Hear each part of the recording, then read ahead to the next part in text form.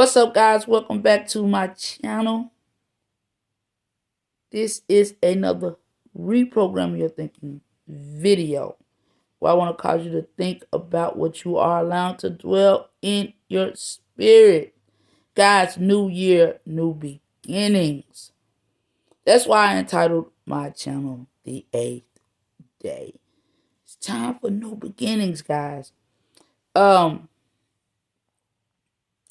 I come on late sometimes. I be planning on getting videos out early as possible. But in my study, it's so many things that pop into my head, that I would love to speak about. And I know that if it's the Lord's will, that I get to speak on everything that He wants me to speak to you guys about. Now, today, I want to talk about ready or not, cultivating a heart for Christ's return. Now, what are you talking about, Nikki? Well, I'm talking about preparation. When you hear the meteorologists say it's gonna rain, you prepare. You prepare for whatever they say is possibly gonna come due to this rainstorm. When you hear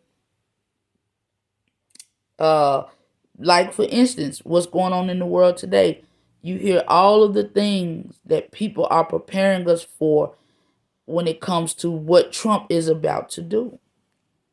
We are preparing for the worst right now.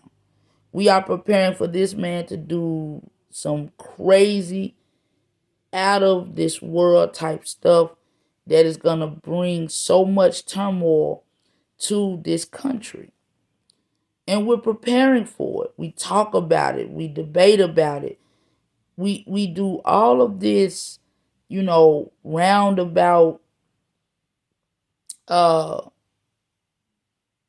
type movement through life where we're like, okay, they said Trump is about to do this, and we're all trying to prepare ourselves so we can take whatever is coming, so we can be ready for whatever is about to come. And we should listen and hear and be, informed. Some things are, some people put out misinformation. And some don't give you all of the information. But you need to stay informed. Now, me on the other hand, when I hear people talking about the things that Trump is about to do, I always revert it back to my Lord and Savior, Jesus Christ. And I revert back to thinking about a moment in time that we need to be focused on, that we're not focused on. We're always focused on certain moments in time that affected our lives in negative or positive ways. But the one moment that I'm speaking of determines everything. I am not trying to be radical, but our life depends on this one moment in time. It determines whether we live or die. And guys, I'm thinking about making this a series, but this moment is preparing for Jesus' return to take those who belong to Him with Him where He is. And that's to dwell with God the Father forever in eternity. Now, I want to pose a question. It's a rhetorical question. Some may say it's a stupid question. But Would you fight against someone who is trying to push you out of the way of a moving car? If they pushed you out of the way of a moving car, would you then get up and turn on them and say, "Hey, why you put your hands on me?" You gonna be ready to fight them? Are you gonna be ready to say, "I didn't need you to push me out of the way"? Are you gonna say, I had this under control"? Are you gonna say, uh keep your hands to yourself? You shouldn't have pushed me. Are you gonna question their motives? Are you gonna say they really didn't save your life? You were already out of the way of the moving car. What would you say? Would you then deny, "Oh, they didn't save my life"? No, they didn't save my life. I didn't need them to push me out of the way of their moving car. They didn't save my life. They didn't do nothing. Would you say, uh, would you deny and say, well, they pushed me, but I was moving so fast that I was, that little push didn't do nothing. I did it all by myself because I was moving so fast. That car wasn't even gonna hit me.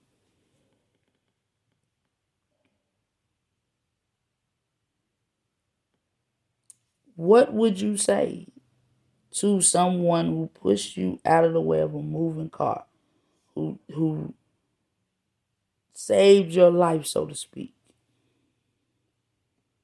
What would be your response? We know most people would show so much gratitude. So then why do we turn on our Savior and make him out to be some made up mythical uh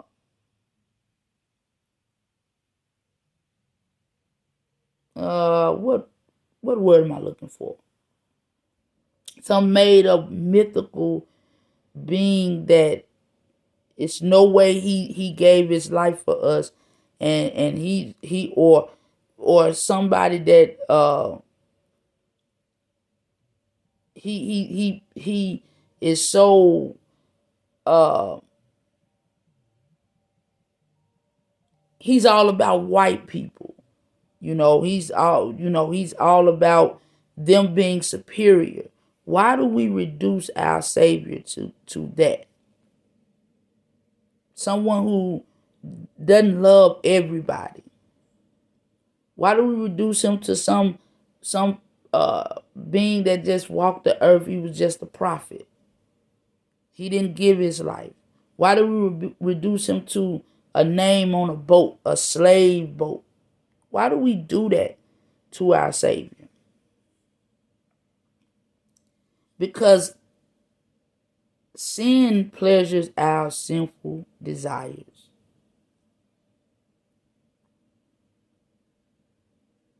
But the bad part about that pleasure that we think we're getting from sin is it dulls our spirit. It dulls our spirit.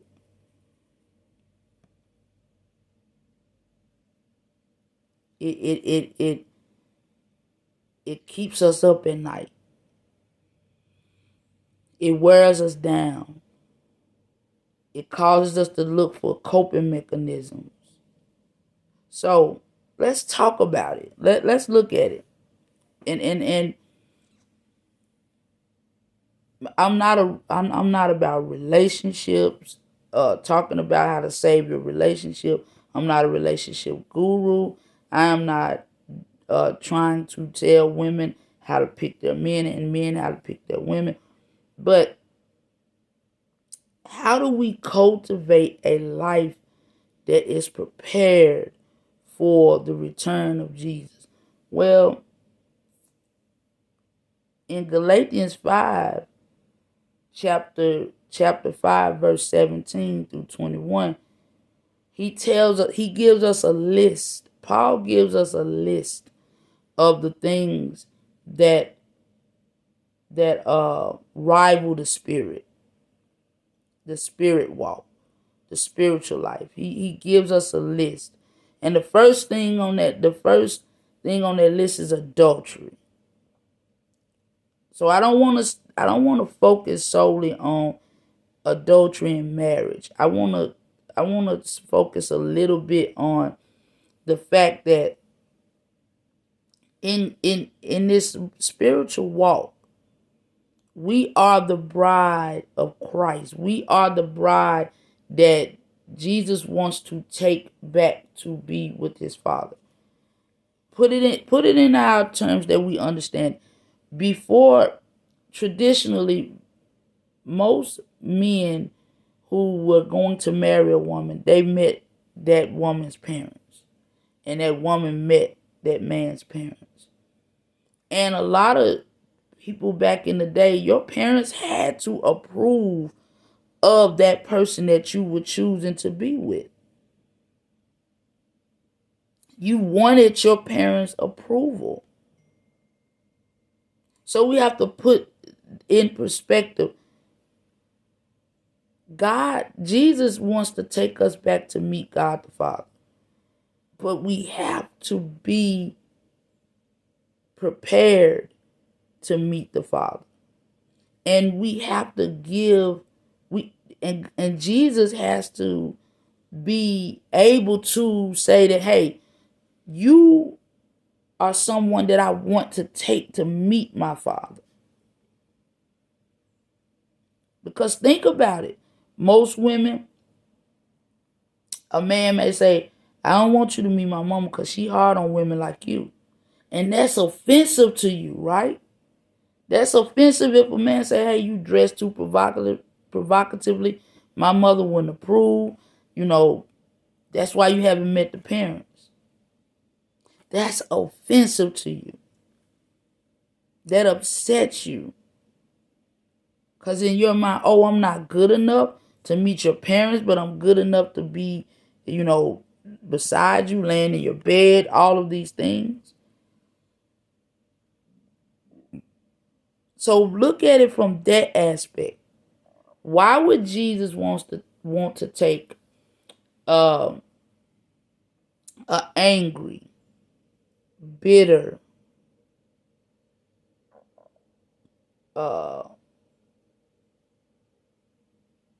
promiscuous, whoremonger, and this can be a man or a woman. Why would he want to take somebody who is a murderer, who's a pedophile, who's a rapist, a drug trafficker, a sex trafficker? Why would he want to take any of these type people to meet his Father? A liar, someone who embezzles money, someone who takes from the poor. Why would he want to take that type of person to meet his Father?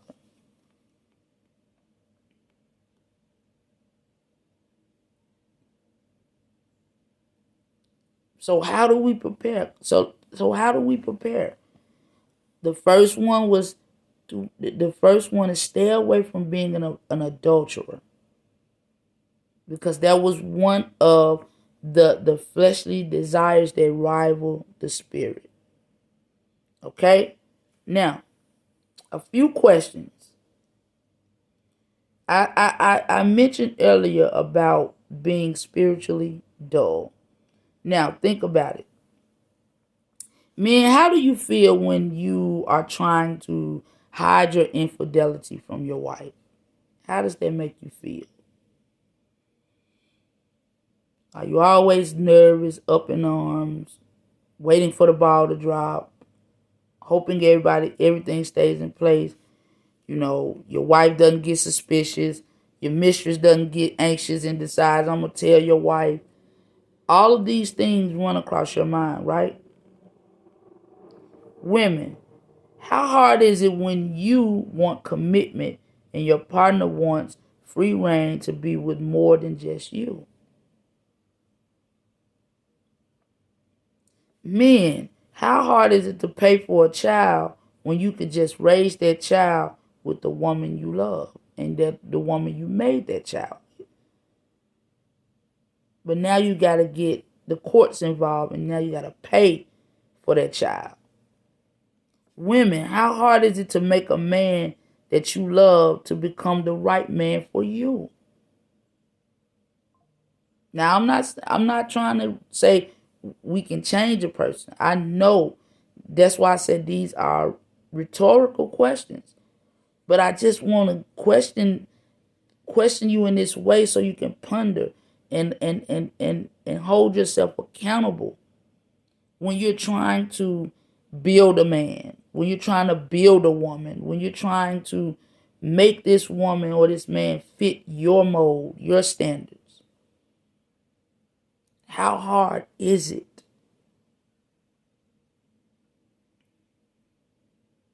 And when you're spiritually and in the process of doing those things, you become spiritually dull.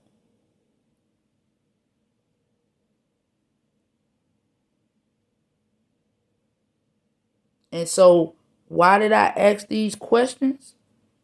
That's why. You don't want to be spiritually dull. And then I look at it from this standpoint. Have you ever just been able to look at someone and know that something is wrong? See, for most, the above mentioned situations would cause some semblance of spiritual discomfort. But some will be like trying their best to make you think they're okay with everything that they're doing.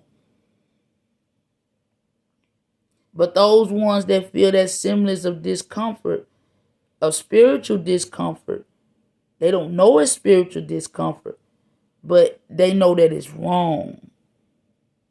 And when they try to ignore it, God leaves them to themselves and the consequences that come. Now, let's talk about those consequences, guys. Look, the infidelity. A wife gets everything in a divorce. The woman that can't get the commitment. She's a girlfriend getting just child support.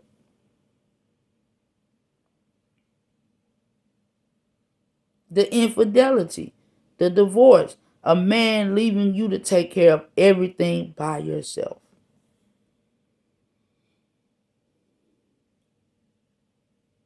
Trying to pick the right man. You're sifting through, but the man is getting all of the perks of marriage, but never having to commit.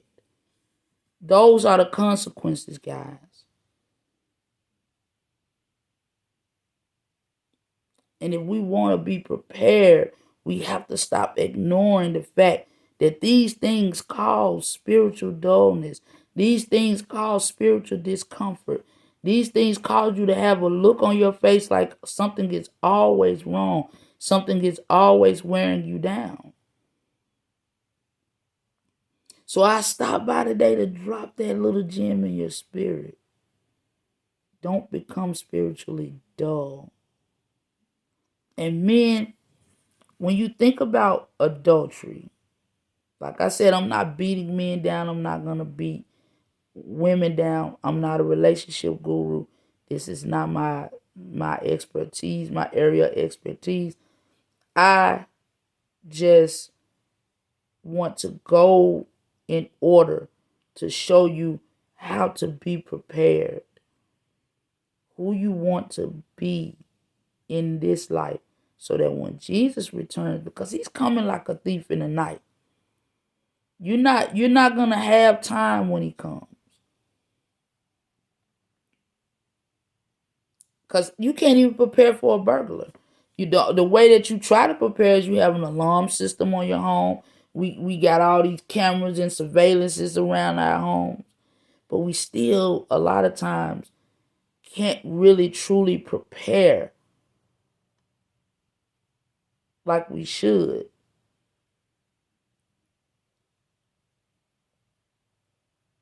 The alarms, the cameras, they may help. But with Jesus, when he comes, it's over with.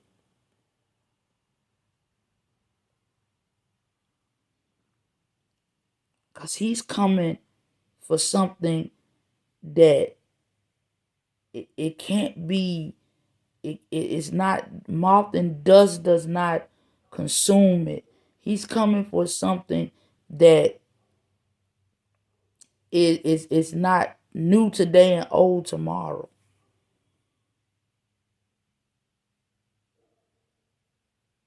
He's coming to take your soul with him. And he's coming so that you will be judged righteously and judged on whether you can live with him in eternity or if you can live in hell for the rest of your life. So when he comes, he's not coming with where you can expect it and get ready at that very moment. You need to be joyfully, patiently looking out for him. And in that, you're not being the mindless husband that cheats on his wife. You're not being the wife that's angry all the time because your husband is not doing what you want him to do.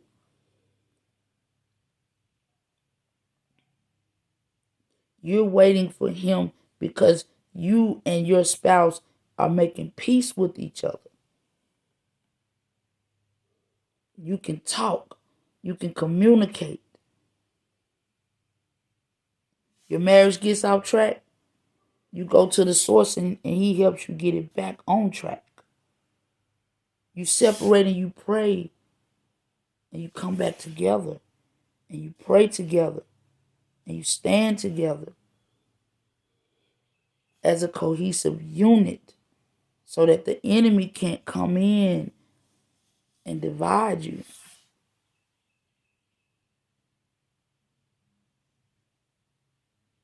And why did I call a man a mindless husband if he cheats on his wife? Well, let's look at Ephesians 5:28. It says, in the same way, husbands ought to love their wives as their own bodies. He who loves his wife loves himself. So think about that. God took Eve from Adam's rib. That's a part of you.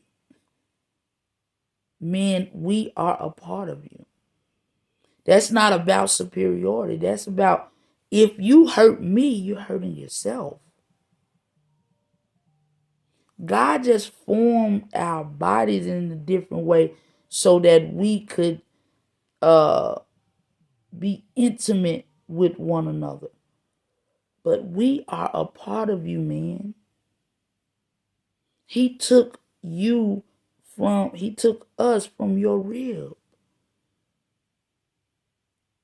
Don't miss that. That's not just something you gloss over and say, oh, that was a magnificent way in which he made. No. You know how it is when you have an open wound after surgery? Do you know how much pain that is?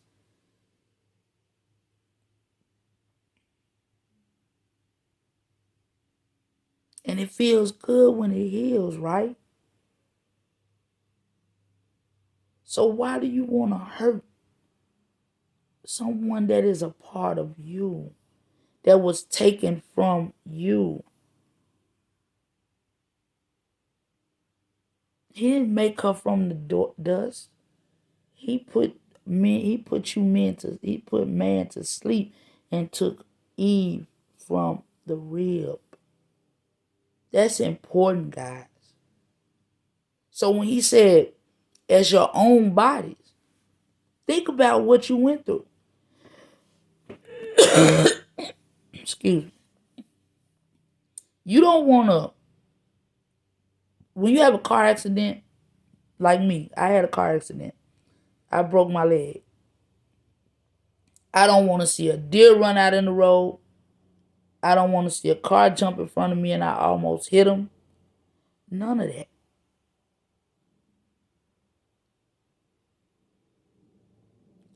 So would you think about it? Would you want to be a wound reopened? He said, "Oh, the woman's not good enough for you. Let me pull this out. Let me pull this out."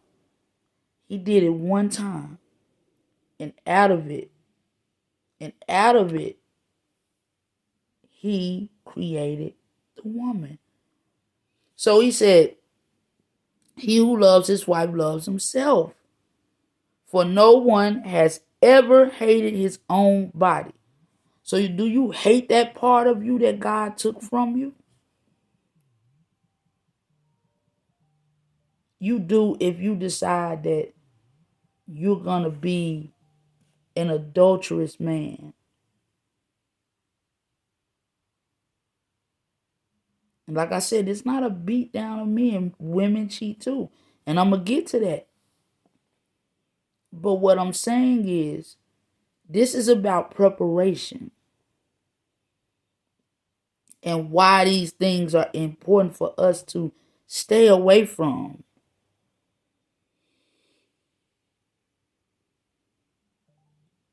But he feeds it and takes care of it. Don't you take care of yourself? Don't you get mad if you got a woman and she doesn't take care of herself? She doesn't look pretty anymore. She doesn't bathe like you want her to. She smells bad. Do you like her? Do you love her? Do you want to be with her? And if you don't, why not? If you can treat her any kind of way, why is it not okay for her to decide how she's going to treat herself? So think about that when you getting mad at a woman. Oh, your hair is not combed. Oh, you don't take care of yourself. Do you take care of her? Do you take care of her heart? So this was the first thing. This was uh the first on the list of things that of the flesh that war against the spirit.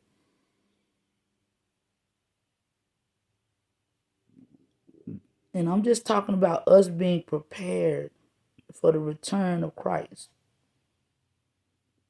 Now, in Proverbs 6:32, it says this in the Message Bible. Adultery is a brainless act, soul destroying, self destructive. Expect a bloody nose, a black eye, and a reputation ruined for good. So your wife will never trust you again. Every little thing you do, she's going to be looking at it. She's going to be watching you like a hawk. You're not going to like it. And she shouldn't do that. If she forgives you, that means she should be able to trust you. That you will not do that again. But that doesn't mean she's not going to give you the side eye when things look a little out of place or a little out of sorts. Now, let's get to the women and what that means for you, men. 4, jealousy detonates rage in a cheated husband. Wild for revenge, he won't make allowances. Nothing you say or pay will make it all right. Neither bribes nor reason will satisfy him. So, what goes around comes around. Because ask yourself, would you like for your woman to cheat on you?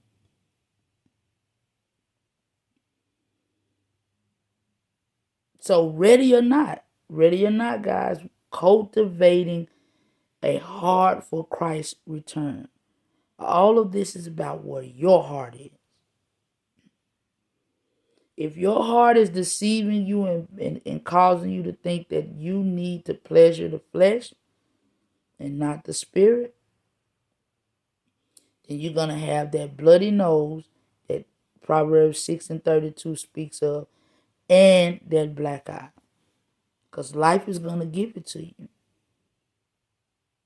Through divorce, through single parenthood, broken homes, out of control teens and children, and just all kinds of things that bring spiritual discomfort. So, guys, that was just something I want to drop in your spirit for today. Take that with you, and I hope that you have a blessed rest of your day. I love you guys. Peace, and I'm out.